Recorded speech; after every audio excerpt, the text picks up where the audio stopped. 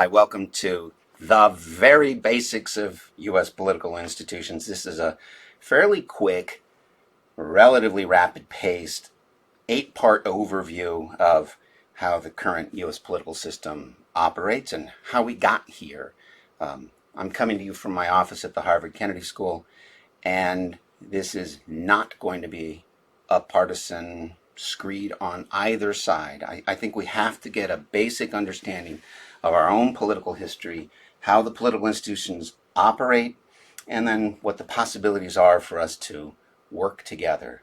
Politics is, the environment in which we contest our values, and the institutions of politics contain that kind of deep conflict that comes up from the values. Now, if you take a look at a basic American textbook that tries to describe how the political system operates, you see something like this, which is largely incomprehensible.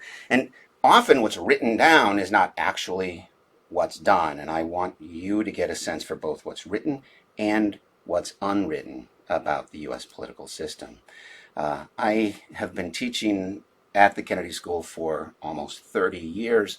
And years ago, back in 97, I was part of a book project, Why People Don't Trust the Government. When we wrote that, we thought it was at a particularly low, but look at where we are now. It's not an accident that we live in a culture and in an environment in which we don't trust government, partly because that's how we emerged on the scene at the time of the revolution. Understanding that too much trust in government is a desperately dangerous thing. But right now, too little trust in each other is also a very dangerous thing. So, 8 parts. Let's do a very quick overview of what you know, and then I'll walk you through what the next 7 parts will look like. When we think about U.S. political institutions, people often look at the Constitution and imagine there's nice 3 parts of government, right? Article 1 of the Constitution covers the legislature, Article 2, the executive, Article 3, the judicial branch. And as we know, the Congress makes the laws, the executive branch administers the laws, and then the Supreme Court decides the constitutionality of the actions. But the president can can veto the bills coming out of Congress. Congress can override those vetoes. The Senate can appoint judges. These are all these so-called checks and balances, right? The legislature, the executive branch appoints judges. The legislature confirms those judges, and then the judges can decide the constitutionality. So again, it looks like checks and balances, the kind of thing that we're told. Where's the money for the third article of the Constitution come from? From Congress, right? So there's some power that way. And then you have the other groups that are really important in American politics, interest groups which play at every level, often writing legislation, helping to implement legislation. What's their role?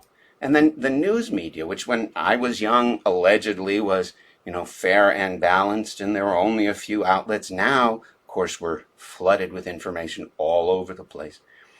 And much of the time we want to just turn it off.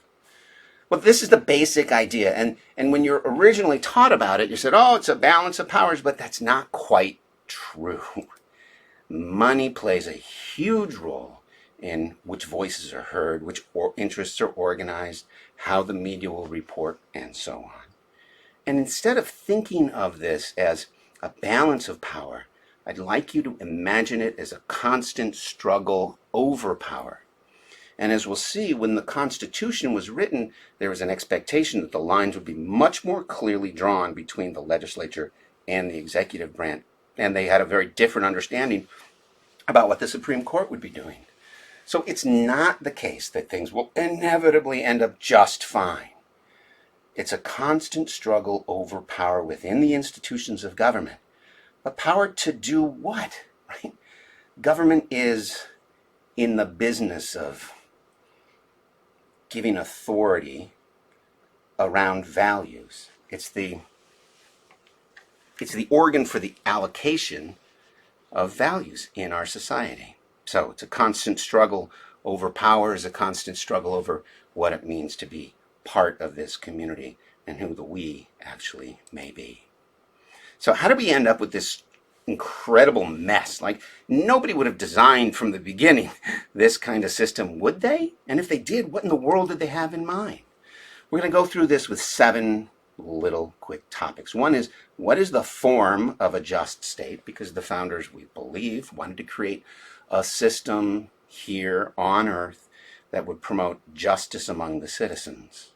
Now, what structures in government, in our case, promote freedom and order? And how are those in conflict with each other? How should we think about federalism? Will be another little video. Whose interests are represented? And then how do parties and interest groups harness factions?